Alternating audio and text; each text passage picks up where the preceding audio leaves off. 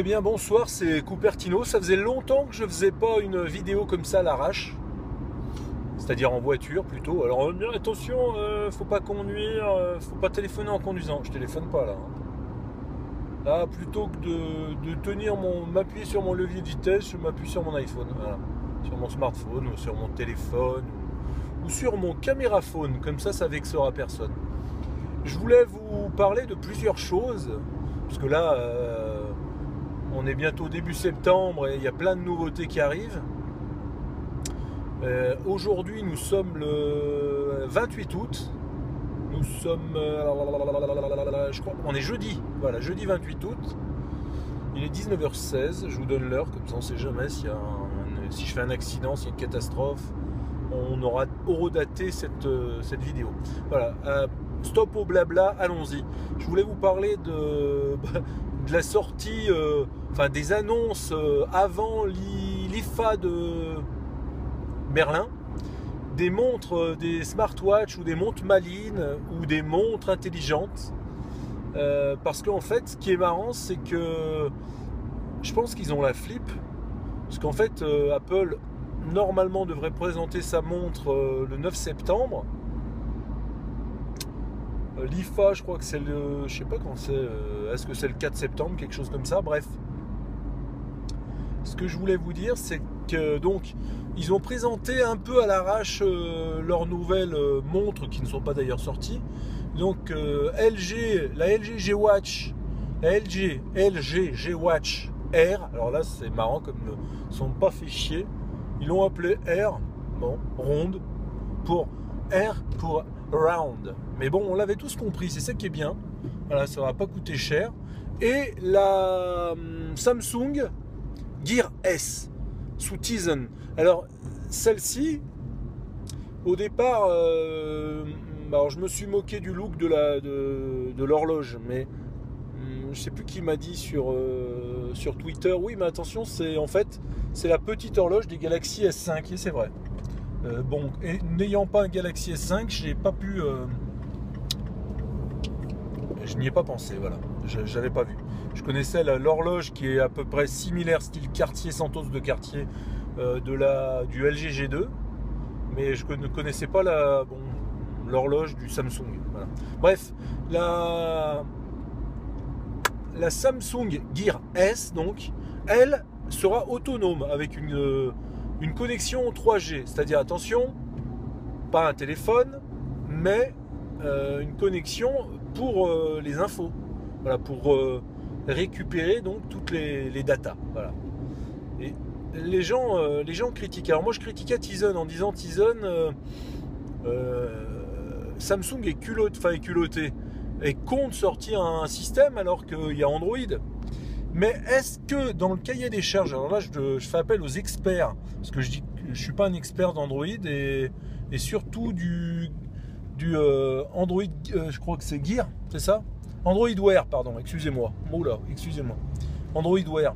Donc, est-ce que dans le cahier des charges d'Android Wear, est-ce qu'il n'y a pas une sorte une interdiction d'équiper les smartwatches sous Android Wear on va dire, d'autonomie de carte SIM? C'est la question que je me suis posée. J'ai dit, pourquoi Samsung utiliserait Tizen alors qu'ils ont Android Wear? Eh bien, je pense que l'explication vient peut-être de là. Est-ce que Google n'a pas bridé le système Android Wear afin qu'il n'y ait pas de montre autonome, et que le concept de la smartwatch pour Google, ça n'est qu'une montre dépendante d'un smartphone? Voilà, ma question c'est ça. Vous pouvez peut-être y répondre. Certains peuvent déjà peut-être y répondre. Bref, alors je me suis dit, ça fait chier tout le monde cette montre. Enfin, tout le monde va la critiquer parce que, en fait, ils vont dire, ah, c'est nul, ça sert à rien, on a déjà. Mais imaginons qu'un adorateur de la pomme ou d'un autre smartphone, un Nokia Lumia par exemple, on ne fonctionne pas tous sous Android. On est frustré parce qu'il y a des magnifiques montres sous Android Wear, mais on ne peut pas les utiliser. Alors est-ce que ce ne serait pas la feinte de Samsung pour récupérer, et ils ont raison, et ils seraient intelligents, et là, je les appuie, enfin, je suis tout petit, hein, mais je dirais c'est plutôt intelligent. Si tu veux vendre plus de montres et que tu es dans, on va dire, Android oblige quand même les possesseurs d'iPhone à ne pas acheter de montres, de smartwatch. Voilà. Alors là, je trouve que c'est... je vais dire, en fait, peut-être que cette petite montre autonome avec une carte SIM dedans, peut-être que je pourrais l'acheter. Pourquoi ? Parce qu'en fait, il y a des moments où... Enfin, moi, c'est rare, mais il y a des moments où les gens lâchent leur téléphone, leur smartphone. Donc imagine, tu te balades avec une montre normale, mais qui est autonome, qui continue à recevoir les infos. Je trouve ça génial. Voilà. Je trouve que peut-être que c'est l'orientation, et je l'avais dit concernant Apple, en disant Apple, peut-être, il était question de 2-3 modèles d'iWatch, d'iWatch. Et je disais, il est sûrement probable que la très haute gamme soit équipée d'une connexion 4G ou 3G, une connexion data. Et là, je pense que Samsung, il a marqué un point en sortant ou en créant cette montre sous Tizen et donc autonome. Je pense que c'est un gros avantage. Voilà. Même si j'aime toujours la moto 360, hein, mais je trouve que c'est une bonne idée. Voilà. Et puis c'est une idée, pour moi, c'est une idée assez logique. C'est dans la continuité d'un objet réellement connecté. Voilà. Alors ça fait chier tout le monde, mais je pense que c'est une belle niche. Là, ils vont faire peut-être comme ils ont fait avec le Galaxy Note, où le premier Galaxy Note, tout le monde se moquait, et peut-être moi aussi, je me souviens plus trop bien, mais je pense que je me moquais. Et ça a été une vraie réussite, le Galaxy Note. Alors, il a eu du mal à démarrer, mais les gens qui l'ont adopté ont compris après tout de suite, comme l'iPad, au début de l'iPad, les personnes, les utilisateurs, enfin ceux qui avaient osé l'acheter, ont vu l'évidence. Le produit est bon. Voilà.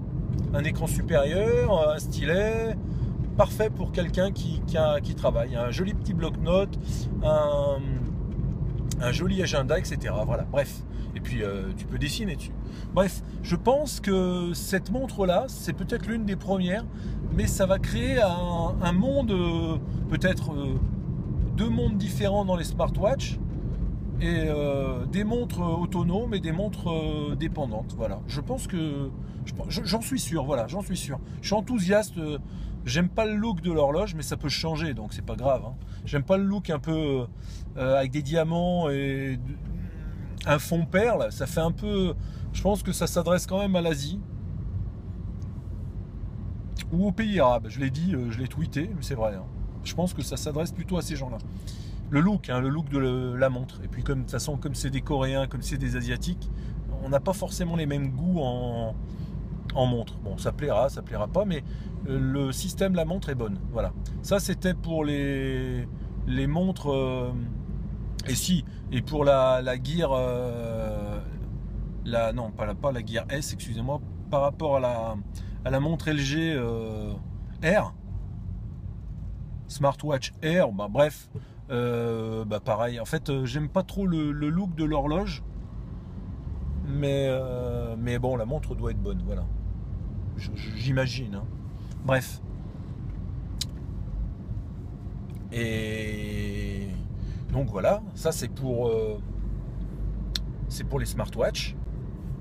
Ensuite, deuxième news, enfin deuxième truc qui m'a intéressé, deuxième news, ouais, c'est sur Kickstarter, en fait, une glacière qui s'appelle The Coolest Cool.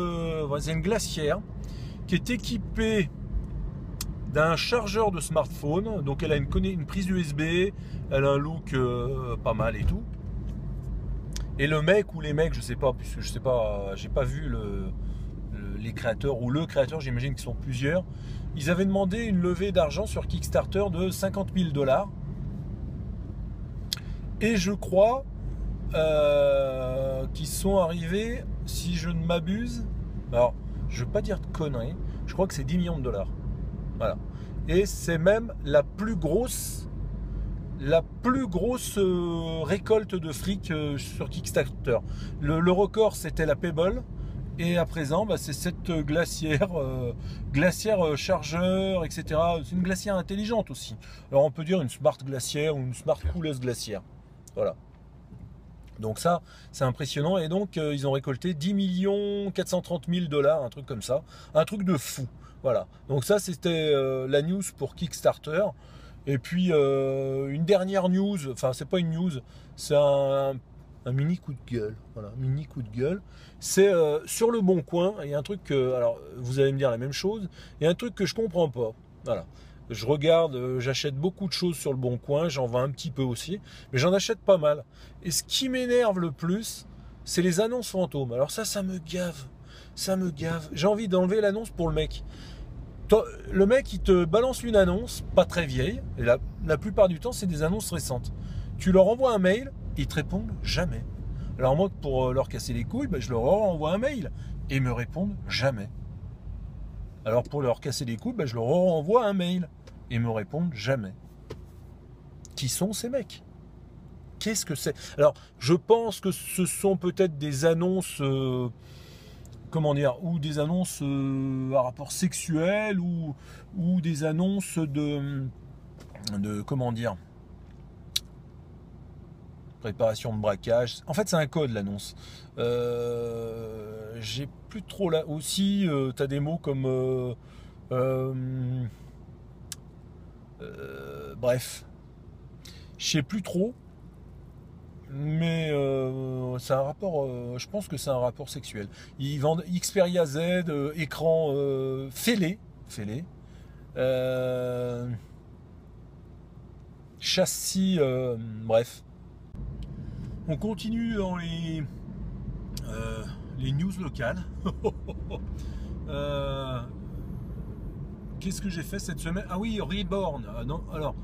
Concernant le Reborn, c'est le fait de... Enfin, pour moi, c'est le fait de faire revivre des machines qui seraient destinées à la poubelle ou éventuellement pour des pièces détachées, des choses comme ça.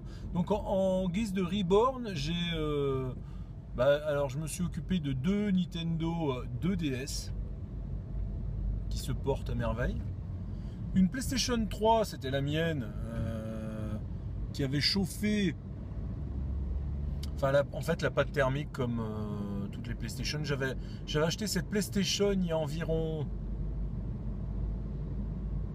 je sais pas, 5 ans, 6 ans, ouais c'est ça, d'occasion. Je l'avais payé 100 € à l'époque parce que en fait le mec était maniaque et que le lecteur Blu-ray avait lâché. Donc il me l'avait vendu pour 100 €. Je croyais que c'était une arnaque. Je lui avais envoyé le règlement. Et puis il avait mis 15 jours à me l'envoyer. Il était dans la Drôme, je suis dans le Rhône, c'est pas très loin. Et j'ai vraiment cru que c'était une arnaque. Puis je l'ai appelé, il me dit non, j'ai pas eu le temps, mais je vous l'envoie, très gentil. Il me semblait poli, courtois. Ça veut rien dire. Et j'ai bien reçu la PlayStation dans sa boîte. Tous les accessoires étaient quasi neufs. Et donc j'avais payé 100 € et j'avais simplement acheté en Asie sur eBay un lecteur de Blu-ray neuf et la machine était repartie de plus belle. Et là depuis, donc, elle montait des signes de fatigue, c'est-à-dire elle plantait en permanence. Donc j'ai simplement tout démonté et changé la pâte thermique sur les deux processeurs. Et puis elle est repartie de plus belle. Même si le Blu-ray fait de nouveau montre des signes de faiblesse. Et ça, je pense que c'est défaillant et que c'était un problème plutôt de conception, même sur ce lecteur de Blu-ray. Comme pas mal de PlayStation 1 à l'époque où la défaillance c'était le lecteur de CD-ROM. Voilà. Donc il y a toujours eu ces problèmes-là chez Sony, mais chez les autres aussi. Par exemple, j'ai une Xbox 360 que j'ai rebornée il y a quelques semaines. Et là, c'était le problème du processeur qui, en fait, comme il est soudé avec des petites billes, alors je sais pas comment ça s'appelle, mais c'est de la soudure en billes. Il pose des petits coussins de billes et puis ça passe au four et ça fond. Et puis ça se soude plus ou moins comme ça. Mais bon, ça peut pas... C'est pratique à l'usine, c'est pratique à faire, mais c'est pas efficace comme une soudure... on va dire les soudures qu'utilisent, qui piquent. Voilà. Donc, bref, Et donc j'ai reborné cette PS3 qui marche très bien. J'ai reborné les 2 Nintendo DS, voilà. Donc ça c'est pour les petites news régionales sans intérêt. Enfin sans intérêt, si, je vous en informe parce que je vous gave avec ça de partout. Et puis une dernière news, alors vraiment encore pire celle-là. Sur le Bon Coin, il y a un truc que je comprends pas. Il y a plein d'annonces et je contacte beaucoup d'annonces, on va dire d'électronique, de produits high-tech en panne ou avec écran cassé, etc. Et il y a un mystère. Alors il n'y a pas que là, hein, il y a même sur d'autres objets. Et je pense que vous allez tous me dire presque la même chose. Tu écris au mec pour l'annonce n'est pas trop vieille, le mec te répond jamais. Tu lui réécris, il te répond pas. Alors moi qu'est-ce que je fais? Je lui réécris parce qu'il me répond pas. Et il répond pas, je lui réécris. Voilà. Et en fait j'adore leur réécrire. Voilà. Je leur casse les couilles. Parce qu'à la limite, tu me le dis, je te l'enlève ton annonce. Si tu es fatigué parce que c'est chiant de la supprimer, Cupertino, il peut te le faire gratos. Voilà. Tu lui dis supprime-moi mon annonce, je te donne le mot. Je le fais avec mes petites mains. Voilà, il n'y a pas de problème. Mais enlève ton annonce de merde, tu me fais envie, tu peux pas l'acheter ton truc. Voilà. Mais c'est souvent dans les smartphones, dans tout ce qui est électronique et puis dans autres. Hein. Il y a des trucs des fois. Bon bref. Alors où c'est des annonces sexuelles et c'est codé, j'ai pas compris. Ou le mec, il est feignant. Mais s'il est feignant, je peux lui enlever. Je peux peut-être me trouver un job comme ça. Voilà. Prestation de service, etc. Pour vos soirées, bar mitzvah, communion, fête, ce que vous voulez. En fait, je peux vous organiser des choses. Voilà, je tourne en rond là. Je tourne. Voilà. Donc, eh bien, c'était Cupertino, c'était tout. Nous sommes jeudi soir. Je reviendrai avant le week-end, comme ça je pourrais vous souhaiter un bon week-end. Voilà, c'était Cupertino pour les news. Voilà, je le ferai un peu plus souvent maintenant. Je vous ferai des news intéressantes, rigolotes, etc. Voilà. Bonne soirée, bonne fin de semaine, et puis à bientôt. C'était Cupertino. Je vous aime, hein. Ciao.